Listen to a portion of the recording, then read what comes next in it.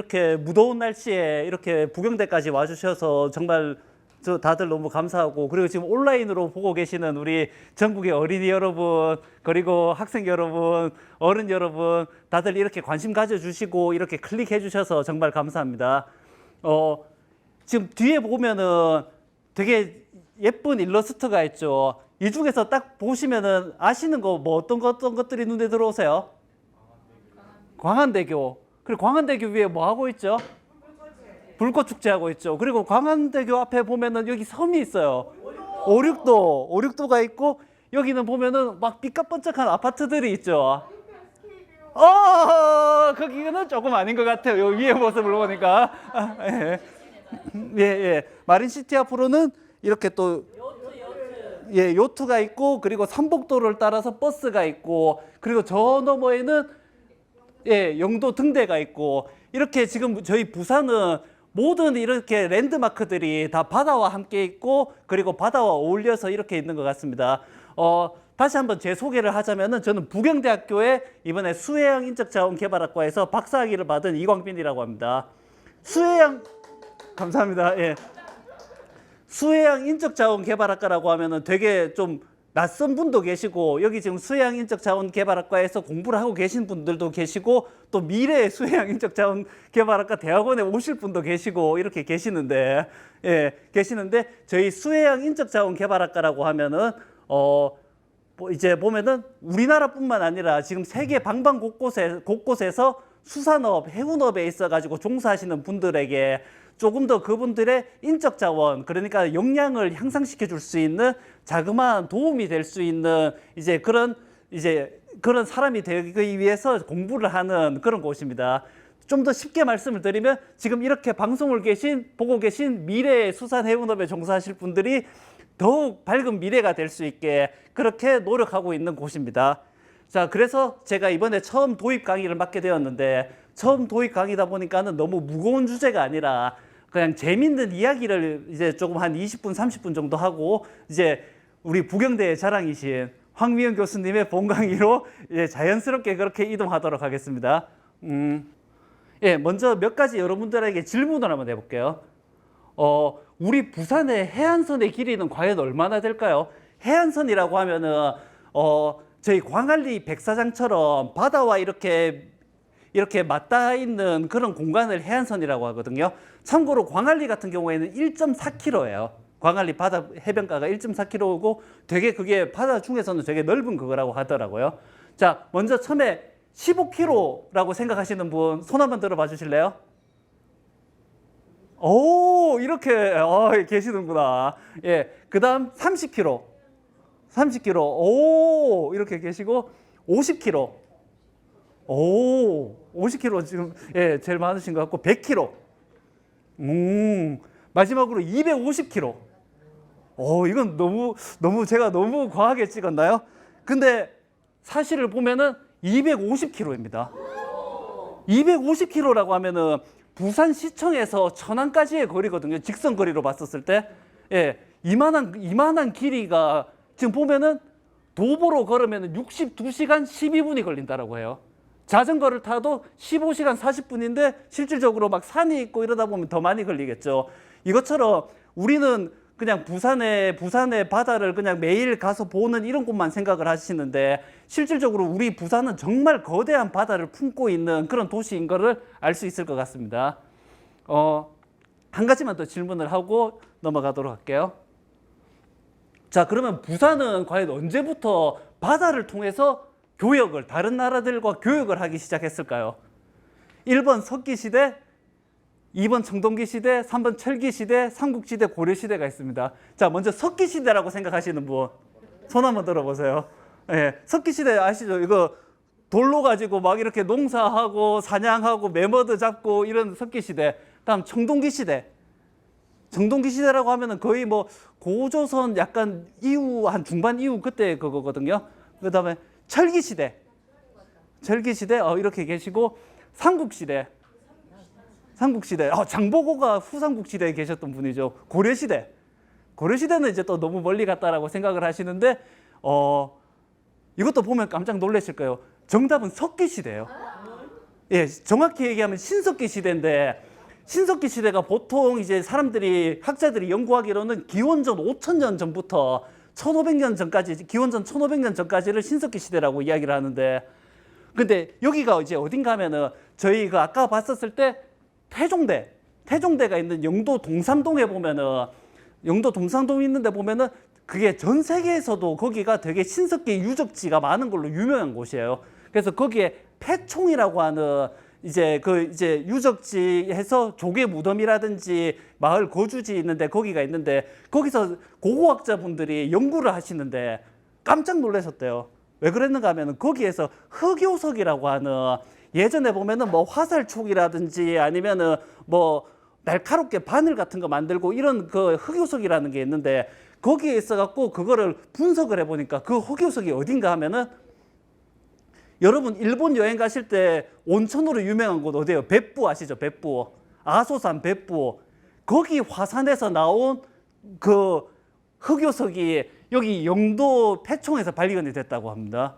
그러니까는 그렇게 진짜 돌로 가지고 매머드 잡고 돌로 가지고 농사 짓고 하던 그 시절부터 우리 부산의 사람들은 이 현해탄을 건너서 그렇게 교역을 하고 그렇게 서로 이렇게 소통을 하고 이랬다는 것을 알 수 있죠. 그것처럼 저희 부산 사람들의 DNA 안에는 이 바다라고 하는 게 정말 예전부터 이렇게 겹겹이 이렇게 쌓여 있었다는 것을 알 수가 있을 것 같습니다. 자 이제 부산과 바다에 대한 이제 몇 가지 재미난 이야기들을 해드릴게요. 먼저 이게 뭔가 하면은 여기 보이시는 사진이 뭔가 하면은 우리나라 최초의 근대 서양식 건축물이 뭐 물론 딱 한 개만 있는 게 아니고 전국에 보면은 누가 먼저다 할 것 없이 그 시대에 있어가지고 최초의 근대 서양식 건축물이라고 일컫는 것들이 있는데 그 중에 하나인 가덕도 등대예요. 예, 가덕도가 여러분 요즘에 보면은 신공항 거기로 되게 요즘에 많이 언론에 나오는 그곳이죠. 가덕도인데 이게 뭐 19세기 초, 뭐 18세기 후반 이럴 때 이제 외국 문물들이 들어올 때 가장 먼저 그 외국 문물들이 받아들이고 그 외국 문물에 의해서 새로운 문물로 인해서 건축 양식이라든지 뭐라든지 변화가 시작한 곳이 바로 부산입니다. 예, 부산이고 그 또 등대가 뭐예요?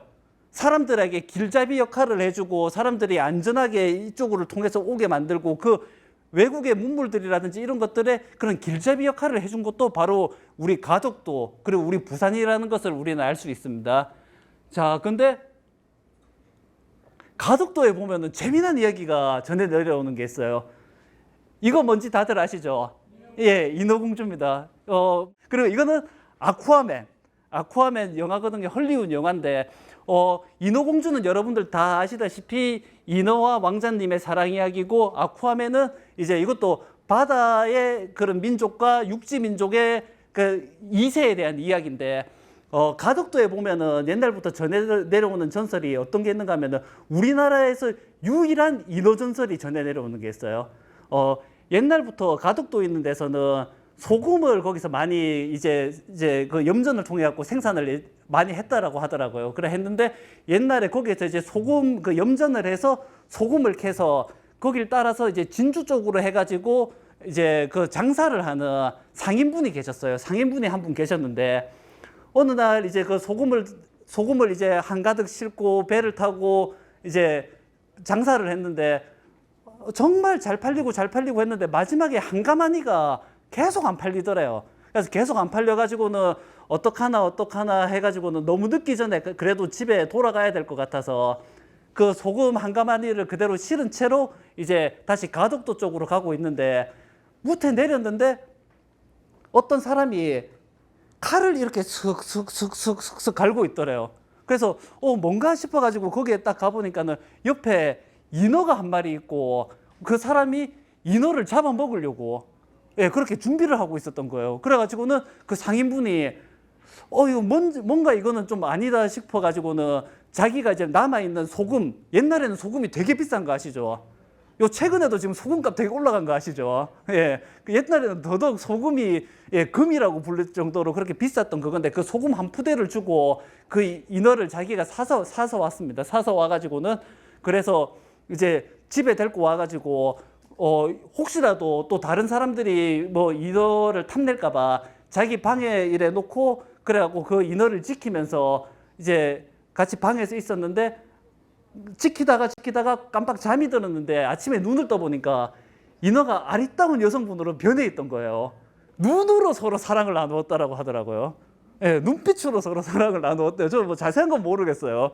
다음날 이제 하고는 이제 바닷가에 가서 서로 이제 이별을 했대요. 이별을 하고 이제 그렇게 이제 인어는 다시 바다로 돌아가고 상인은 그렇게 이제 일을 하는데 어느 날 그 고을에 악덕 이제 정승분이 계시는데 그 정승분이 아버지가 돌아가셨는데 그 상인의 할아버지 묘지가 되게 탐이 났는지 그 자리를 자기를한테 내놓으라고 해가지고는 강제로 그 할아버지 묘를 이장을 시켜버렸어요. 그래가지고는 해서 있었는데 그래서 이제 그 악덕 정승이 이제 상을 이제 3일상을 다 치르고 이제 그 상여가 이렇게 가고 있는데 갑자기 어떤 아이가 나타나더니 자기는 어떤 상인의 아이라고 이렇게 얘기를 하면서 갑자기 도수를 부려가지고 그 상여를 하늘로 올려버리고 하늘로 띄워버리고는 그래 띄워버리니까는 그 정승이 그 아이한테 가가지고는 잘못했다고 비니까 다시 그거를 그러면은 거기다가 다시는 이제 그 상인 거기를 괴롭히지 말으라고 그렇게 얘기하고는 다시 그거를 상여를 돌려주고 그리고 또 도수를 부려가지고 할아버지 묘를 다시 원상복귀를 시켜줬다라고 하더라고요. 그래서 그 상인이 그래서 그 아이를 다시 찾으려고 막 사방 곳곳을 뛰어다녔는데 그 아이를 찾지 못했다라고 합니다. 그래가지고는 이런 일이 다 있네 싶었는데 한 10수년이 흐르고 나서 어떤 이제 되게 이렇게 아리따운 한복이 얘기죠. 당연히 우리나라니까 한복을 이렇게 갖춰 입은 이제 소녀가 나타나가지고는 절을 하고 사실은 그날 눈빛으로 사랑을 이제 해서 잉태됐는 게 자기 자신이라면서 그러면서 금은 보화를 이만큼 그렇게 그 상인한테 그때 너무 감사하다고 그렇게 전해줬다라고 하네요. 저도 여러분들한테 존경의 눈빛을 보내겠습니다. 사랑의 눈빛은 아닙니다. 존경의 눈빛 보내겠습니다. 나중에 금은 보화가 생기시면 저를 잊지 말아 주시기 바랍니다. 예. 자, 그리고 다음은 여러분 잘 아시는 청사포. 청사포 되게 유명하죠. 예쁜 카페들도 많고 그리고 요즘에 그 레일로드라고 해가지고 예쁜 기차가 이렇게 다녀가지고 연예인들 데이트 코스로도 많이 하는 그런 청사포인데 근데 청사포가 원래는 풀을 청자에 뱀사자를 썼대요. 그래 썼는데 이게 마을 이름에는 뱀사자가 들어가면 안 좋다라고 해가지고는 청사포로 바뀐 거라고 합니다. 사실 우리가 청사포를 가봐도 거기서 푸른 모래 이런 거는 뭐 본 적 없잖아요. 본 적 없고 그런데 예, 이게 그래서 맨 처음에 이 뱀을 뜻하는 푸른 뱀을 뜻하는 청사포인데 그러면 그 푸른 뱀이 과연 어디에서 나왔을까 이런 이야기가 있는데 옛날부터 이제 청사포에는 지금도 그런데 정씨성을 가진 분들이 많이 살고 계시대요. 정씨성을 가진 분이 많이 살고 계신데 정씨 부부가 있었는데 예전에 뭐 다들 그랬다시피 이제 근데 금술이 되게 좋았대요. 금술이 되게 좋고 그래서 남편이 낮에 배를 타고 물고기를 잡으러 가면 이제 와이프는 이제 그 혹시라도 우리 남편이 잘못될까 싶어서 그 포구에 가가지고 이렇게 저렇게 기다리고 있고 그리고 이제 오면은 같이 룰루랄라 손잡고 그렇게 집에 가고 예, 이런 이제 삶을 살고 있었는데 어느 날 남편이 배를 타고 이제 물고기를 잡으러 갔는데 다들 딱 왠지 느낌이 오시죠? 안 돌아왔어요. 그래서 그날부터 이제 정씨 부인은 하고 날 이제 바닷가에 가가지고는 이제 기다리고 이렇게 기다리다가 하도 안 오고 이러길래 소나무를 2그루를 이제 심어가지고 그 소나무 위에 올라가서 이제 바라보면은 더 멀리 바다를 볼 수 있으니까 그렇게 보면은 남편을 더 빨리 볼 수 있지 않을까 싶어서 그렇게 했는데 소나무는 계속 자라도 남편은 오질 않는 거예요. 남편은 오질 않아가지고 그래서 계속 거기서 하염없이 그래 기다리고 있는데 어느 날 이제 이 포구를 따라서 파란색 뱀이 한 마리 올라왔다라고 해요. 파란색 뱀이 한 마리 올라왔는데 이 뱀은 누가 보낸 건가 하면은 이제 그 바다의 용왕님이 하도 이렇게 슬퍼하는 사람이 있다라는 소식을 듣고 너무 안 됐어가지고 이제 이 뱀을 이제 사자로서 이제 길잡이로 해서 이 부인을 데리고 오라고 해서 이제 그렇게 이제 그 사자로서 이제 뱀이 이제 올라왔습니다. 올라왔는데 근데 부인이 이제 이 뱀을 따라서 용궁으로 갔는데 거기서 남편을 만나긴 만났던데 용궁에서 남편을 만났다? 어떤 뜻이겠어요? 남편은 이 세상 사람이 아닌 거죠.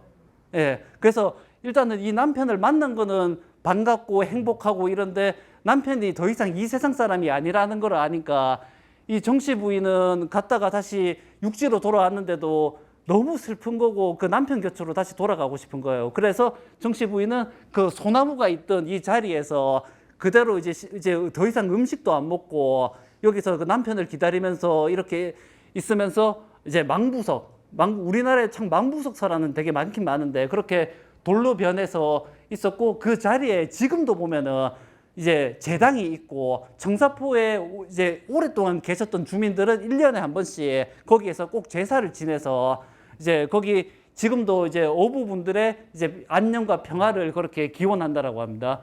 근데 이런 청사포에는 이렇게 아름다운 이야기만 있는 게 아니라 무시무시한 이야기도 있습니다. 무시무시한 이야기. 아, 이거 오늘 여름날인데 너무 무서운 얘기하면 우리 또 이제 TV 보러, 유튜브로 보고 계시는 어린이 여러분 오늘 밤에 잠 못 자실까봐 적당히 그냥 재밌는 이야기를 해드리겠습니다. 어떤 이제 청사포 바닷가에 보면은 이제 바닷가에 이제 집들이 이렇게 있는데 오늘같이 이렇게 무더운 초여름 날 밤이었어요. 그래갖고 어떤 아이가 잠을 자려고 이렇게 누워서 가만히 있는데 집 밖에 멀리서 무슨 소리가 들리는 것 같아요. 뭐지? 이런데 점점 소리가 커지더니 이렇게 가만히 들어보니까 사람 살려 이런 소리 같은 거예요.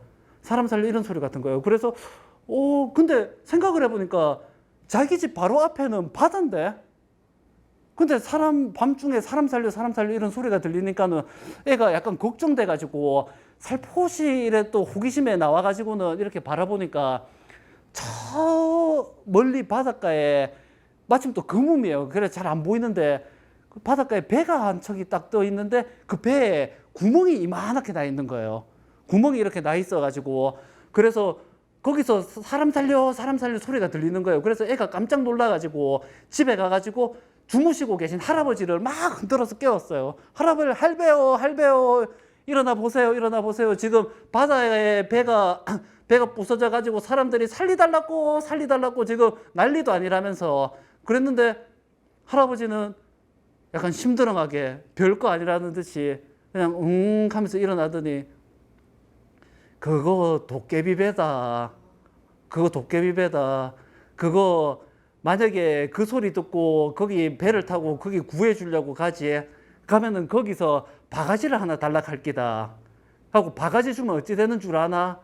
그 도깨비가 물을 퍼가지고 네 배에다가 그렇게 물을 부어가지고는 네 배를 깔아앉혀가지고 니도 그 다시 도깨비가 돼서 살리달라 이래 되는 기다 이렇게 하는 거예요. 그래서 그러면은 만약에 갔는데 살려면 어떻게 하면 돼요? 이러니까 너 저 건너편에 김씨 할아버지 알지? 할아버지 친구 그가 옛날에 그렇게 도깨비한테 꼬미에 빠져갖고 그래 갔는데 바가지를 달라고 할 때 그때 정신을 차려가지고 바가지 밑을 깨가지고 그래 주니까는 암만 물을 퍼도 안 돼서 그렇게 해서 탈출했다면서 그래가지고는 애가 나와가지고 자기 방으로 가려고 이렇게 살짝 장독대 뒤에서 보니까 진짜 그 배에 있는 사람들 머리에 뿔들이 이래 달려있는 거를 보고는 방에 가서 막 덜덜덜 떨면서 그래 자고는 다음날 아침에 다시 바다에 가보니까 아무 일도 없었던 것처럼 바다는 잔잔했다고 합니다.